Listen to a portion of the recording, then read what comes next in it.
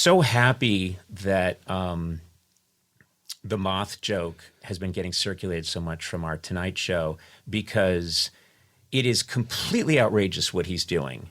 It is, it's the Tonight Show, and he is telling this very long story, and he's taking all the time in the world.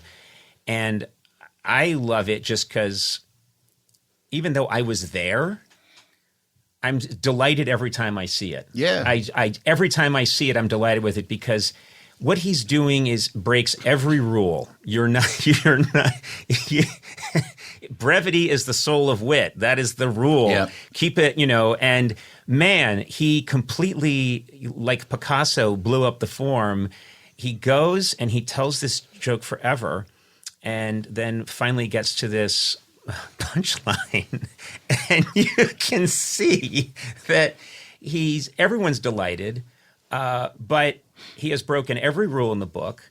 And I was talking to Lori Joe, and I asked her if it's okay if I related this, and she said it was okay.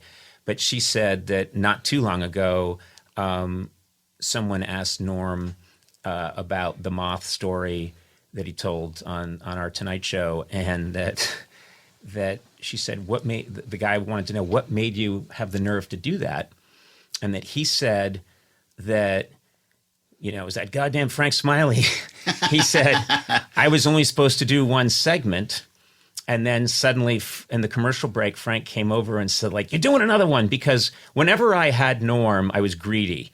I wanted more Norm. I always wanted more Norm. And so he didn't know that we were going to ask him to do a second segment. He had nothing planned, absolutely nothing planned. And so as recently as like not that long ago, I think this was a couple of months ago, he was telling somebody, damn it, that was Frank Smiley. Hey, get back out there. Conan wants more. So he heard that joke from Colin Quinn. And he did the segment. And it was he had 7 minutes prepared. Yeah. And so he basically, you say, and then he's done. He's done. You say, we'll be right back with more Norm. And he goes, I've got nothing to say. Yeah. So then he remembered the Colin joke, and it was a 20-second joke. So he asked you, how long is the segment? And he was hoping you'd say 20 seconds. Right. But you said 7 minutes. Yep. So it became a 7-minute joke. Yeah, and he's doing that. This has to be understood. He's doing this on the fly. Yep. So his way to slow it down that he came up with on the fly is he invents... It's a Chekhov play. It's a Chekhov play. With Russian names. And there's a sadness, an ineffable sadness in life weighing on the character's soul. And, and I'm thinking, who... I've never met anybody who would take that chance and make that choice. And I'll never meet anybody like him again. Well, he was the ballsiest comedian in the history of comedians. He was taking that, and he was saying, like, the joke doesn't matter. Like that, he would watching that, seeing that clip again. You're getting to see his brain. Yeah. He's just showing you his brain. And the notion that the joke is the thing, the joke isn't the thing. No, it's the journey. It's taking a stroll through this guy's brain and hearing the choices that he makes and what he has to say. And, and I think that was like kind of what, like, there was so much of like what he, would say, like, well, that doesn't matter. This matters, and what mattered to him was his own self-expression, was spreading his own kind of genius and his own point of view.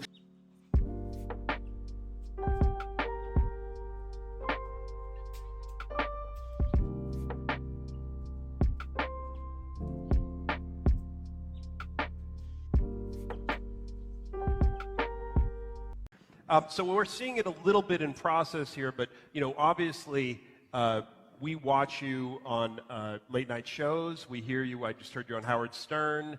We watch you on your podcast, and what we find is suddenly we're sucked into the vortex of a nearly 9-minute joke that we have no idea how it emerged or where it will lead and what will happen with it, except that it will be very funny and we'll be trying to get everybody to listen to it the next day. How do you do you come saying, "Oh, I have a Well, joke"? you mean like a street joke, like a real Street joke? You mean like an actual joke? Well, I mean, like the Like a Moth guy walks joke into a or bar. or Yeah, I the didn't Dirty make- Johnny joke. Yeah, I don't make up those jokes. They're just out there. No, have you ever tried to make up a joke? Like, no comic in the world can make up a actual joke. Like a guy walks into a bar and this happens. This takes. This is startling information. Oh, you didn't know that? You thought No, they I came- thought you come with these things written down on paper, right? No. You know, they call like a comedian's act jokes, but they haven't been jokes for years. You know, it changed with Alan King to observational comedy. You know, like talking about crabgrass in your neighbor's fucking yard or something. I don't care for Alan King. Well, a lot of America is upset right now because there's a huge Alan King audience here. Oh yes, we're Yeah, on yeah. Facebook, yeah. Or maybe it's Larry King. So you're dodging this a little bit. So these are old jokes that you're stealing from Rich Little? Not Rich Little didn't tell jokes. No, but you, like the Moth joke, for instance. Colin Quinn told me that joke, and he said, you know, have you ever heard of the Moth joke? Meaning it was a famous joke. And I said, no. And he said, a moth goes into a podiatrist's office, and he says, I have terrible problems, doctor, and I think I'm going mad. And the podiatrist goes, oh, well, that's too bad, Moth. But why come to me? I'm a podiatrist. You should be going to see a psychiatrist. Why did you come to my office? And the Moth says, because the light was on. So that's a good joke, Yes. but that's not your joke. That's not my joke. So No. I was on the Conan O'Brien show, and I was going to do one segment, and at the end of the segment, he said, "We'll be right back with more Norm." And I'm like, "What the fuck?" And I'm like, I thought a guy was going to show new Christmas toys. So I said, I don't got nothing to say. And then I remember that Colin Quinn. He said, "Just talk." So I remember that Colin Quinn joke, and which is about a 20-second joke, you know. So I said, "How long is this segment?" Hoping he'd say 20 seconds.